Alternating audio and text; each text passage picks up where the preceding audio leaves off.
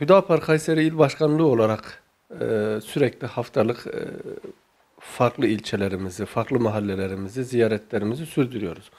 Bu ziyaretlerimiz çerçevesinde en son ziyaret ettiğimiz Sarıoğlan ilçesinde halkımızın talepleri doğrultusunda e, devlet su işleriyle görüşmemiz oldu. Bu görüşmemizin sebebi de malumdur, dünya genelinde gelişen kuraklıkla ilgili kendilerinin de Sarıoğlan Barajı'nın kuraklıktan dolayı dolmamasından dolayı halkımızın Kızılırmak'ın yakınlarından geçmesi ile birlikte oradan bir taşıma su ile barajın kış aylarında doldurularak kendilerine bir imkan sağlanması noktasında bir talepleri vardı.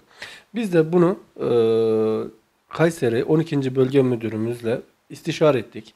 Bu konunun nasıl olacağını, halkımıza nasıl yardımcı olacağımız noktasında kendisiyle olumlu bir görüşmemiz oldu. Bunu da halkımızla tekrardan görüşmemizin neticesini halkımızla buluşup ileteceğiz. Olumlu olumsuz taraflarını. Bu projenin yapabileceği veyahut da devlet açısından sıkıntılı yanlarını halkımızla paylaşacağız. Biz Hüdapar olarak Kayseri'deki çalışmalarımız bu şekilde devam ediyor.